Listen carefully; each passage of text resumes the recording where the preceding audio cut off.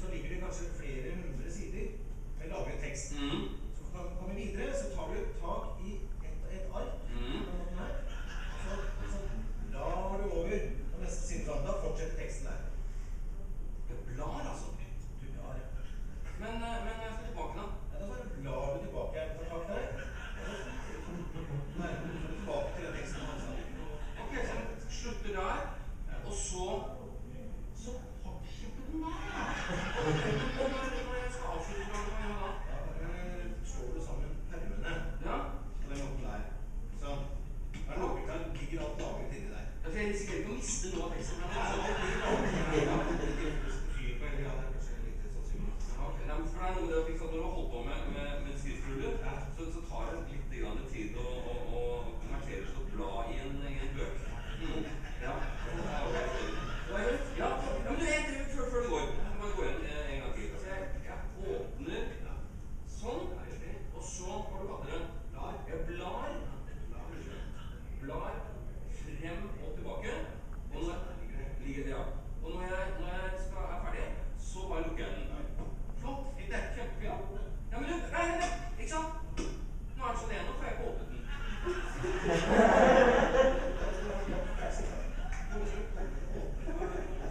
Så det er ikke likegyldig, det altså. Åpne fra den siden her, sånn. Der nå. Ja vel. Er det manualen, eller? Manualen, vi skal følge som manualen som bruker meg litt. Åja, ja, men ikke sant, der har du samme problemet.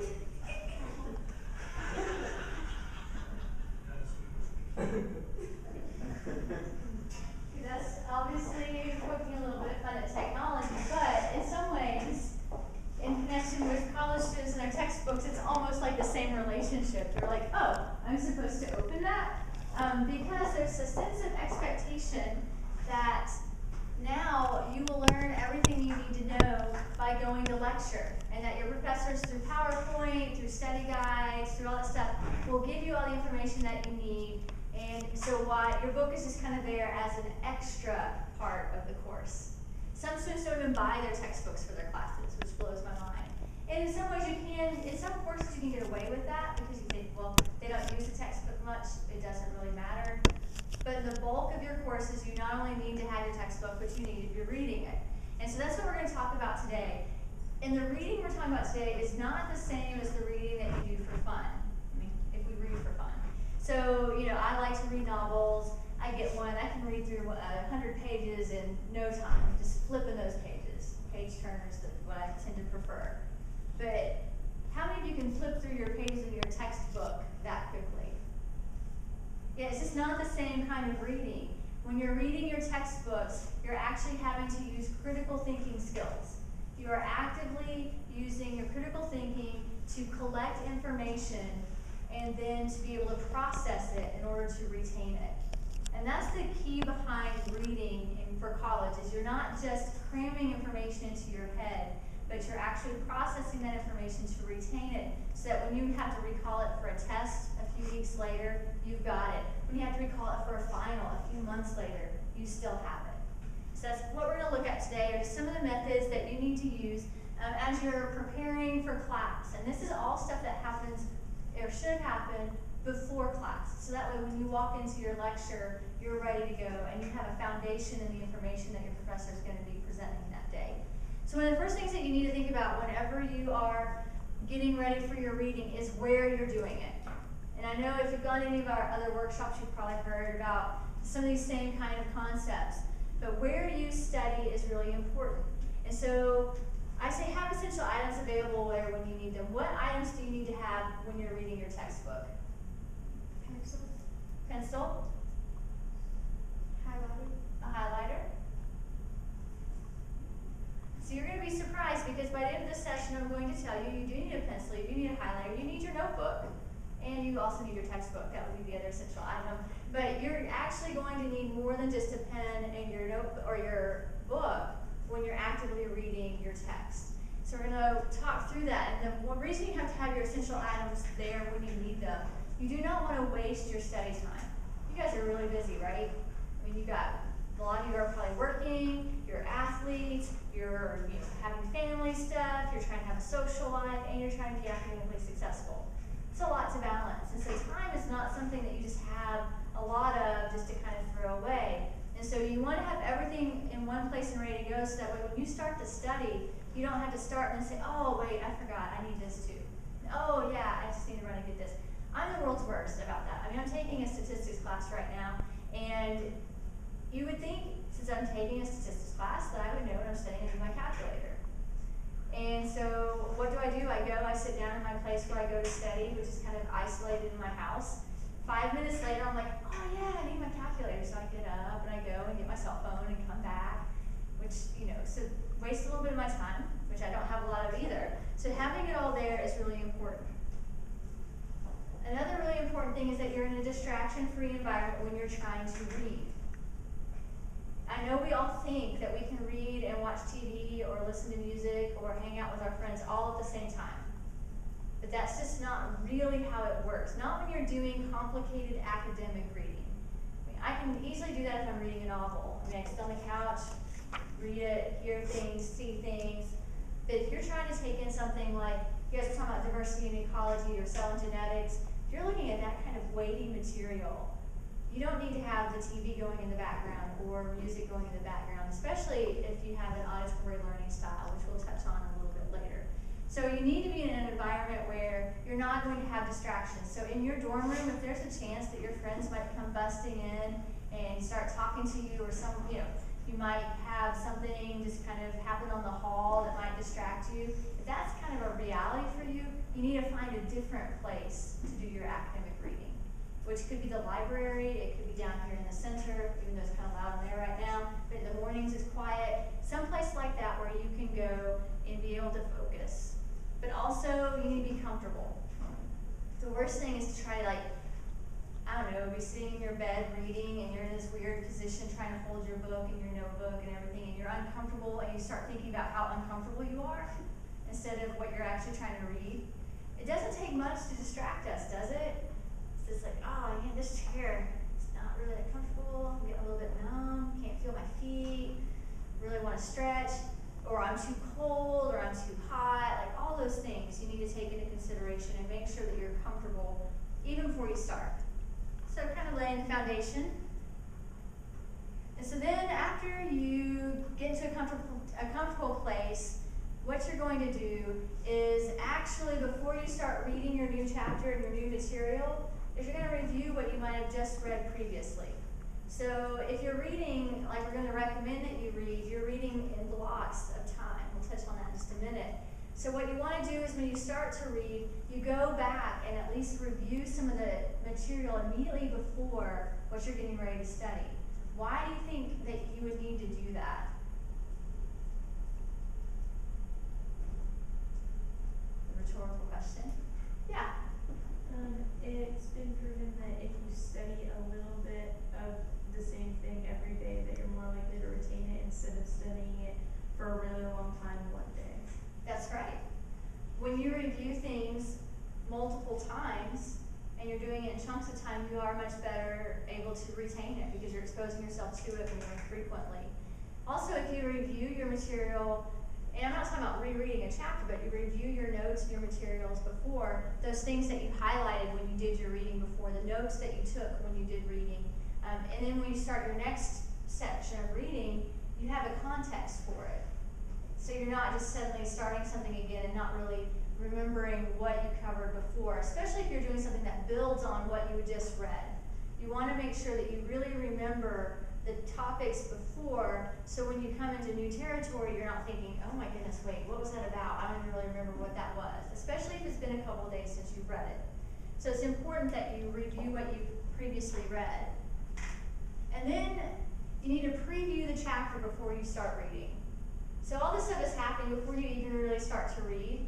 And so when you're getting ready, you get your book out, and you're like, okay, I'm going to start reading. What do I want to do? You want to go through and look at the chapter summary.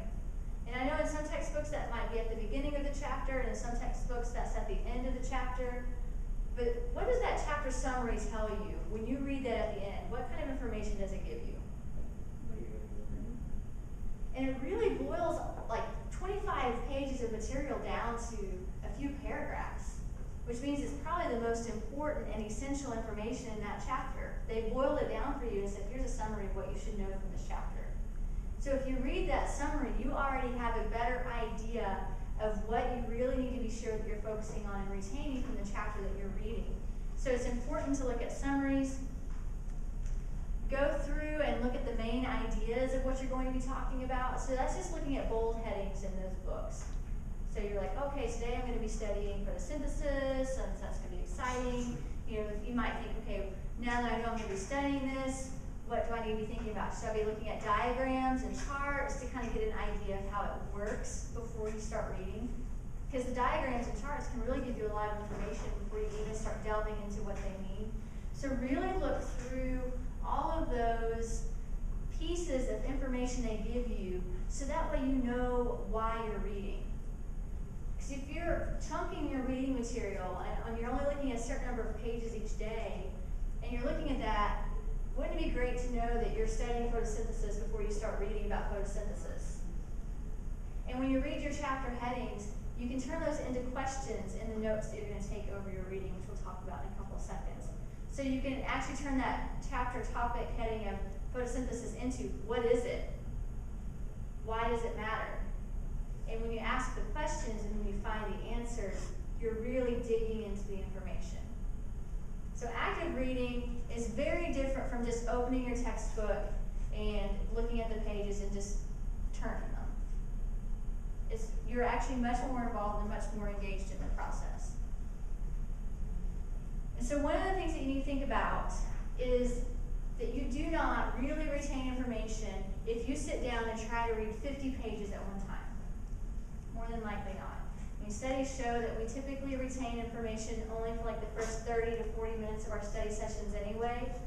So if you are one of those students who says, I'm going to sit down and study for 3 hours, and you study for 3 hours straight, you're really going to only remember probably about 45 minutes to an hour's worth of material out of that 3 hours that you study. Because your mind is set to basically remember the first chunk of time that you spend studying and the last, and anything that happens in the middle is just kind of lost. And so if you can break your schedule of reading up, so you're doing it over multiple days, you say, okay, I'm only going to read, and you have to do this for all of your classes, that's why it takes planning, because you need to look at how many pages you have to read for everything that you're needing to cover in that same time frame. But if you sit down and say, okay, I need to read 100 pages in this textbook by Friday, that means that I really need to be reading 10 pages a day minimum. Let's see if those make sense and how my chapter's set up. Then you can really start breaking it down into much more manageable chunks of information. You're reading for 30 to 45 minutes and then you're stopping. So that way you have the ability to retain it better. And after each section, after you've read your chunk that you're going to read, review it for yourself. So you need to take time and think over what you've just read. And even if you're reading 10 pages and they're divided up into subsections, after you've read a subsection, stop for a minute and summarize, which means sit there and say, close your eyes and say, okay, I just read this, this is what this means. And if you can't tell yourself what you just read and what it means, that means you didn't really read it. And so it's kind of a red flag for you to be able to go back to it and say, okay, I need to spend a little bit more time on this. It's kind of hard to know like how much time. You'll look at a lot of stuff, they'll say, oh, read faster, you'll comprehend more.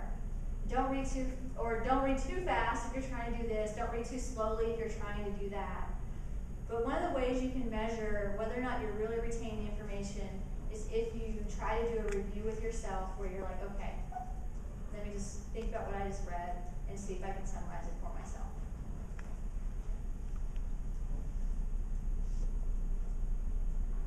So one of the ways that you can really try to figure out what's important in a text, or at least what you identify as important, is that you do mark while you read.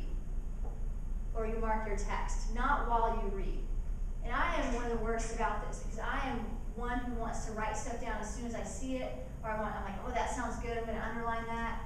If you're not careful, you end up highlighting your entire chapter in a book. So you look at a paragraph, and it's like all yellow, or all green, or all blue, whichever color you really like. You think, wow, I just highlighted everything. So instead of highlighting everything while you're going and thinking, this sounds great, it's better to read the whole section and then go back and only highlight the things that are really important. So if it says, these are 3 important part of this process. That's something you highlight, but you don't highlight the definitions that are already bolded for you anyway. You don't highlight the sentence that just kind of leads into that says, just the most random things. So only highlight those really important ideas so that when you're reviewing for the next day, when you're going back over the stuff that you had looked at before, and you're glancing at what you highlight, you're only reading like sentences. You're not reading paragraphs at that point. You're reading chunks of information that are really just pulling out the heart of what that paragraph is about. And as you go, you also you also should be making notes in your text or in the margins. So you can, if you're reading something and you don't understand it, make a note out to the side. Write a question. What does this mean? How does this really work? It's important that you make questions, notes of your questions as you read. Because if you don't remember later on that you didn't understand it, how are you ever going to find out how it really works? So make a little note to yourself. Write it in the margins of your text. Write it in the notes that you're taking on the chapter. I don't get this. This makes no sense. Or if you're reading and you think there's an example that comes to mind that really helps clarify for you what something means. It might not be something that's even been in the textbook, but because of an experience you've had, it automatically makes this thing make sense to you. Make a note of that in the margin. Oh yeah, this means this, or this is like this. So that way you have tangible examples of things in the margins of your text. So when you're going back and reviewing, you're seeing one, questions that you had, and you can figure out if you've gotten answers to them yet or not. And two, the examples, the little pieces of information that really made things resonate with you, that made things make sense to you, they're all there in your margins. Now, I know when I was in school, I was the queen of whenever I take notes in my books a lot of times. So I'd be following along in my textbook, and when the professor would say something, I would write that down in the margin. That's also really good. I mean, if it clarifies information for you, make a note of it in your margins. Just don't turn your margins into this constant thing of information, because then you've lost the value of the margins, the annotations in your margins. You don't want it to just be solid text down the side of your chapter. So be careful in what you put in your margins, but don't hesitate to write your books unless you're renting them and can't. And in that case, the other thing that we're talking about is note-taking, which is something I actively engage in when I'm reading. And so it helps you take notes while you're reading without marking in a rental text that you have to be able to send back. So I know that makes a difference. So how many of you take notes before you go to class? So a couple of you do this already. It's a great habit to get into. And I don't know if we've already had it or if we're going to have it, but we have a workshop on note-taking, and so it's okay, take notes. One of the things whenever I do the note-taking workshop is I always talk about taking notes before you go to class, which helps reduce the amount of notes you're taking while you're in class. Because if you already have a good set of notes before you go, you're really just kind of filling in the blanks and highlighting what the professor emphasizes in their lecture. So whenever you're reading, you need to have a notebook there, because you're going to actively write things down from your text. And if you're a visual learner, one of the great ways to do that is in an outline form. So you have a header, and you have your subheaders. Like for me, I have things squared and circled and highlighted. We'll talk about that in a little bit. But create a structure for your reading notes so that when you need to get back to something later, you can easily flip through it and find it. If you have everything kind of all bunched up into one really long, dense paragraph, you have to read through everything just to find a certain point. So as you read, keep captions, make the headers, okay, right now we're going to be reading about this. Here are some important things about it. Just your brief subtopics underneath it. You're not going to, I'll get to what you're not going to do in just a second. You're going to write down keywords and ideas. This is base information. This is not everything that's in your textbook. So write down your keywords and your ideas. Do not write down everything that's in the book. That's, key. I've seen so many students who do that. They're like, oh yeah, I take notes while I read, and it's the densest amount of material ever. You think, wow, I'm glad you read, but you just basically rewrote the book, and that's got to be exhausting. So don't write down everything that you read. That makes your notes almost useless to you. Write down the things that are important. And coming back to the idea of key words, key ideas. And when you are writing things, put them in your own words. So like when you're writing a definition for what you think is a really important word, don't just completely copy it straight from the text. Think about what it says in the text, and then put it into words that make sense to you so that you can remember it. And that's really important, because if you're just memorizing a definition and you're just kind of like cramming the words in your head, if you don't even really know what some of those words mean, then you're not really helping yourself by memorizing a definition. But if you can take a definition of something and say, okay, this is what this really means. I can put this in my language. This is what this is saying. When I need to be able to apply it on a test, I can do it easily because it's something that I've already processed through. I mean, that's when it becomes really helpful to you. So, I mean, obviously, if there are specific things where it says, this matters because of this, this, and this, you will write down, this matters because of this, this, and this. But if it's something, just general ideas and definitions and concepts, summarize those things with your own words so that way you know you understand it and you can retain that information better.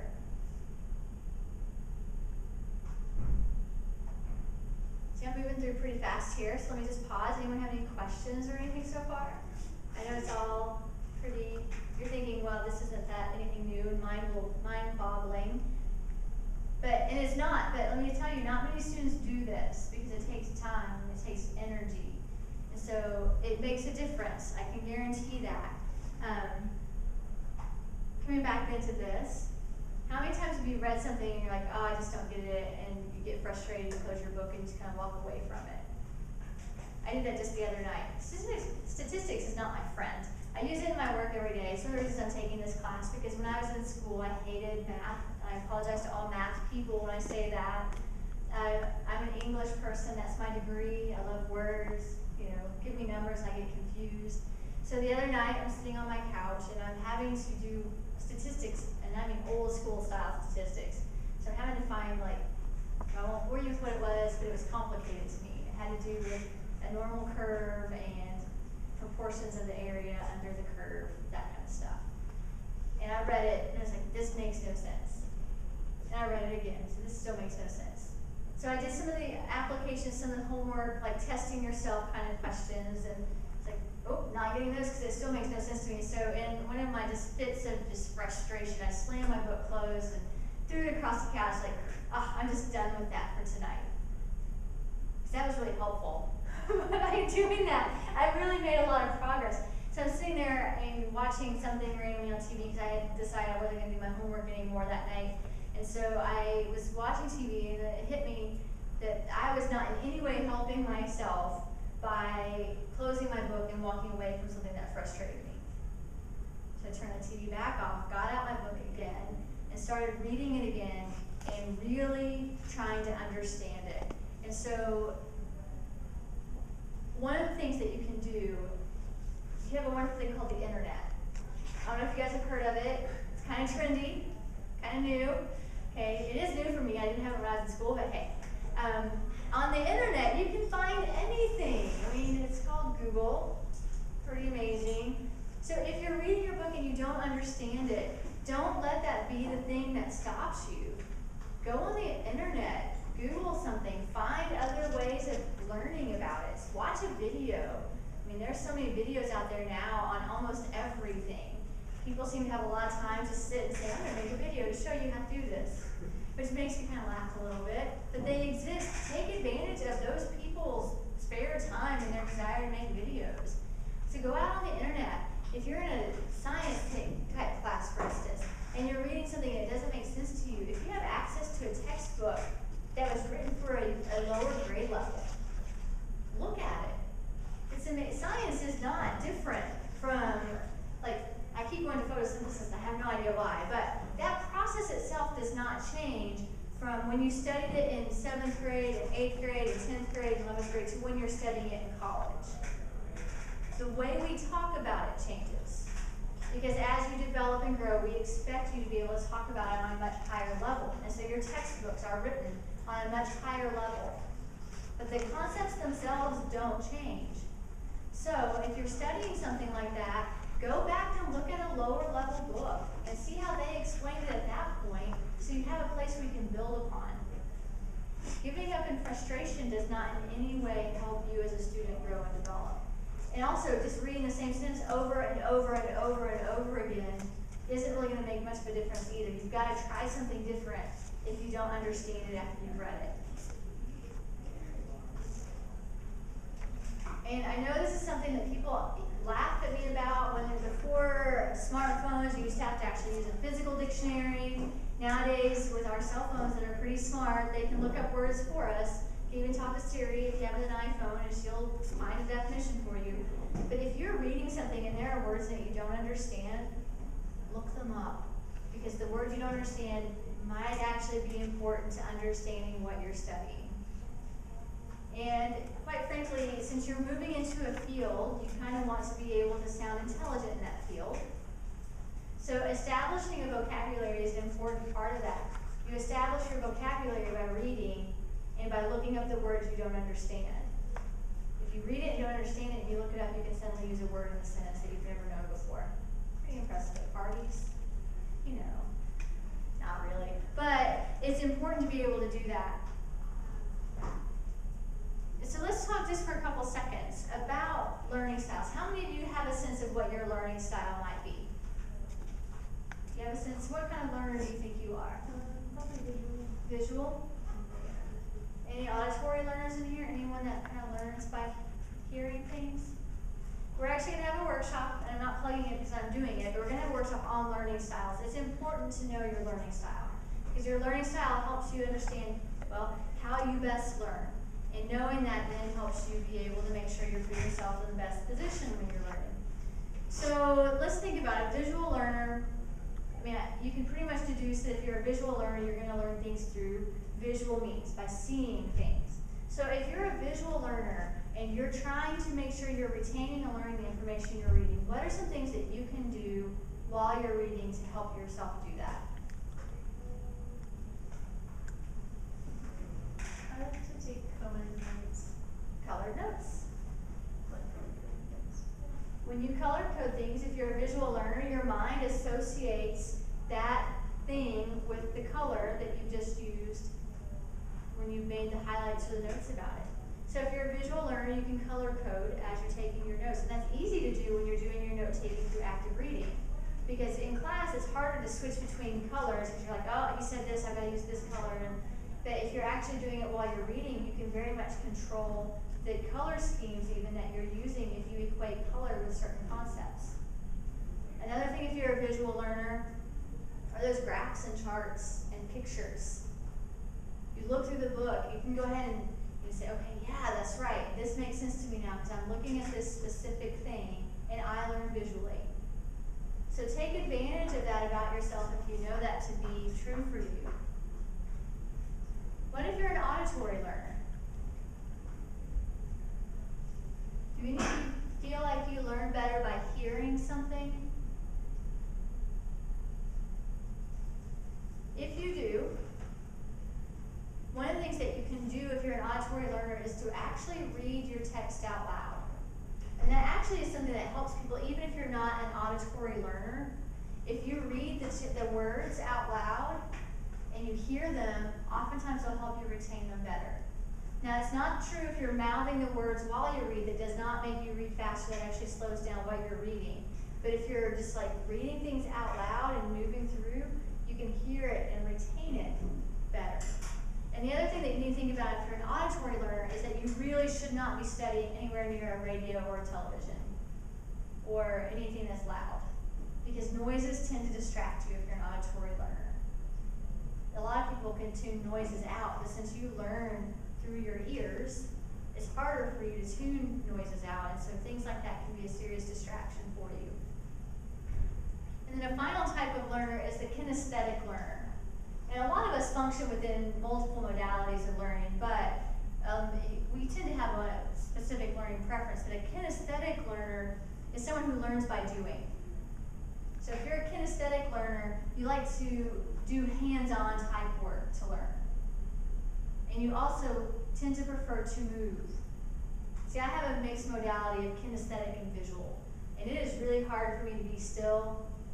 It is really hard for me to hear through learning, or learn through hearing. Hear through learning makes no sense. I have to see it and I have to touch it. If you're a kinesthetic learner and you're reading your text, part of it is just the movement of moving your finger along on your words as you're going, because you're moving while you read. It could be that when you're taking your notes from your text, that you then take those notes and, especially if it's a chart or a diagram, turn into basically a puzzle that you can then put together. So you actually have the hands-on experience of taking something and putting it back into its form that it was supposed to be in. There are a lot of creative things you can do. If you come to the Learning Styles Workshop, we actually have a big handout and stuff that we say, hey, here's some great tips you should try if you're a learner of this type. So we're not going to go into that in great detail, but it's important that when you're reading that you're aware of your learning style, so that way you can at least engage that while you're reading. It will help you process through your information much more confidently than if you're just plugging through. And then finally, one of the things that I would tell you is do not suffer alone. So many times students come to me because they've been struggling for weeks and not gotten any kind of help. They haven't asked their professor, they don't talk to them in their office hours, they don't ask questions in class. So you just don't understand something and you don't do anything with that. You just continue to not understand something. If you are actively reading your material and you're taking notes while you read, you're writing down questions that you have while you're reading, then you suddenly have a whole host of things that you have to talk to your professor about if you want to meet with them during office hours. Or if you really want to make their day, one day if they say, does anyone have any questions? Be that person who says, I do, because no one ever asks questions anymore. And the professor would probably almost fall over, which could be interesting to watch, but then your classmates also get the benefit that you've asked a question that they probably also really needed to have asked but weren't willing to ask because they didn't want to do it in front of their class. So professors really do like knowing you're reading. I talk with faculty all the time, and let me tell you, one of the first things that I hear come out of their mouths about students is students don't seem to be reading their material. And when they feel like you're not reading your material, it really challenges them in the classroom because they can't give you everything you need in the classroom. And so if you ask questions, they know you're reading your material. So you're not automatically saying, oh, you must not be doing your work. They're like, oh my goodness, you are. You're really trying hard. Let me help you understand this better. So ask them questions and then take advantage of tutoring to help you explore the concepts you don't understand. Like I said, I do academic coaching. It's as soon as we're coming in, like, I need a tutor in chemistry. That's it. They're like, I'm struggling in chemistry, I need a tutor. And I'll ask them, have you read your textbook? Do you prepare for class that way? And they say, no, I don't. Like, well, the tutor's not going to help you much if you're relying on them to teach you everything. The tutor's there to support you in what you're already engaged through your reading. So make sure that you get help if you have questions. If you don't understand something, don't wait until it's too late. There's this whole spiral of despair that I like to describe. And that happens when a student gets it over their head and then they just can't, feel like they can't dig out of it. We don't want you to find yourselves there. And the only way you'll know is if you start from the beginning, actively engaging your work and doing everything that you can to get the help that you need. I know I've just thrown a whole lot of stuff at you in like 40 minutes worth of time, but do you have any questions about anything? Yes? How do you balance like taking margin notes and like taking notes in a journal or something on your writing or reading? The margin notes really should be very brief little things. So it could be like the question of, this doesn't make sense to me, and so that way you can easily flip through your marginalia and see, oh yeah, I didn't understand that, or yeah, this is what made this make sense to me. Your notes that you're actually writing out will be a little bit more thorough than what you would have in your margins. And it'll be more specific, so it's actually information that you've taken from your reading and you transplanted over into your notebook. It's a good question. Any other questions? So if you take nothing else from today's session, just take this. Do not sit down for an hour-long reading session and think you're going to accomplish a lot beyond just exhausting yourself. Set your time up to read in chunks, so that you're reading for about 30 minutes, and then, oh, yeah, there was another point here. Yeah, that you're reading for about 30 minutes, and then you're stopping for a little bit, and you're starting again.